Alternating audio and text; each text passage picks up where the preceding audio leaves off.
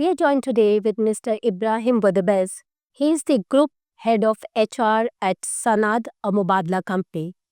Thanks a lot, Mr. Ebraheem, for talking to Aviation Guide and Air Cargo Update. Thank you so much. We would like to know a little bit about yourself before we start our conversation. Yeah. Okay, sure. Thank you so much for the interview. Actually, it's an honor to have you, have this chat.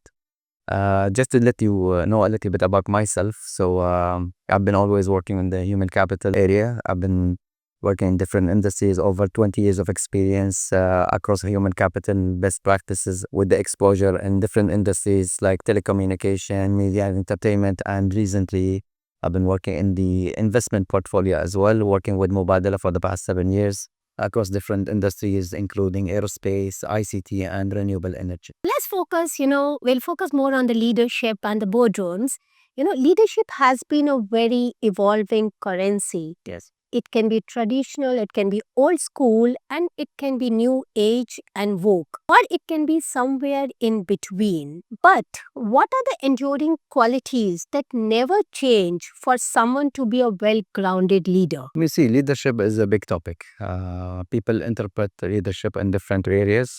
Some people don't know how to be a leader versus how they become managers, I would say. For me, specifically, to be a great leader, you always try to lead with an example by showing the leadership aspects in the way how you communicate, the way how you engage with the people, the way how you include the different audience to actually support in the decision making. It can be different depending on the situation. So it always things related to situational leadership.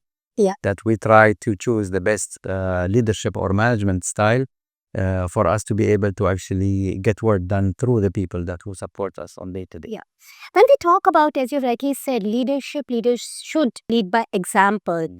In top leadership roles and as board members, what are the kind of gender challenges you would like to address? See, when it comes to gender challenges, I would say, recently we've been seeing both genders actually in the same equation. There's no, in general, like what we push for is diversity, Yeah. equity and inclusion. So we look at all people the same. And that is reflected even in the opportunities that you actually create, especially when it's being driven from the senior management across the company, where we give equal opportunities for both genders, to occupy either technical and non-technical opportunities within the Sanad and the aviation sector. We're actually proud to say that we have over 16% of our population is a female. That's really interesting. Yes, Yeah. and we're increasing actually. There was a mandate from the board actually to increase the female in the organization to be more than 20%, and we're creating a very healthy environment where we can attract more female leaders to the. That's really interesting, Lou. As a leader and yourself, when you have worked in different industries, you've worked in ICT, you've worked in like media, you've worked in. What are the top constant learnings that you need to factor in? And how difficult or easy it is to reinvent your style from time to time. Like suppose you're in ICT, you are in media, and now you are in an investment company. Correct. So how do you reinvent your style again and again? So it all depends on the culture of the organization. If you're talking to investment professionals, you have people who have different mindset where they look at the business opportunities to increase the revenues, increase the profits. So the focus is always on the numbers. So that's a different culture by itself. And these are like very unique people with the specialized skill set into so even the communication with people in different industries, whether it's IT or ICT, may differ from an industry where it is heavy. I would say depends on using your own hands, in terms of maintenance, etc. The audience is different, so you actually try to find a way how you send the same message to different type of audience. Absolutely. What you've touched is, the audience generally is the same, but how do you tweak it and how do you reinvent it? Talking about personal branding, a lot of time we are seeing that a lot of senior leaders, they are not very good at the personal branding. Right. So how important does personal branding play a role? And how do you align personal branding with the organization's mission? In general, you have a mission, you have a vision, and you have corporate values.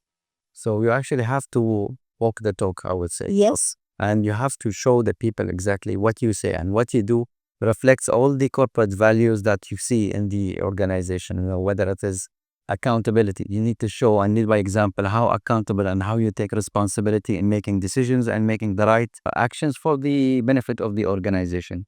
Collaboration, and teamwork and the team spirit.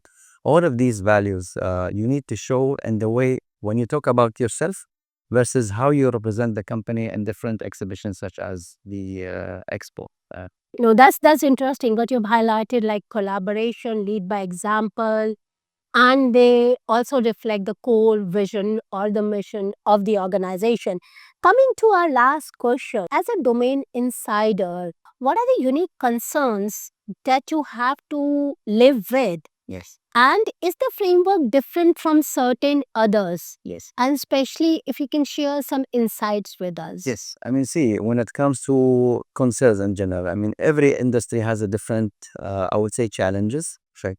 But what we focus on creating a healthy environment where safety is the number one aspect, Yes. and also bringing the human factors into the workplace. And this is something because of the high regulatory industry that you were operating in. Yeah. So human factors is the number one, safety comes, and then quality of services that we put as the number one aspect for us also to be trusted by our business partners, the OEMs we have long-term commitments with.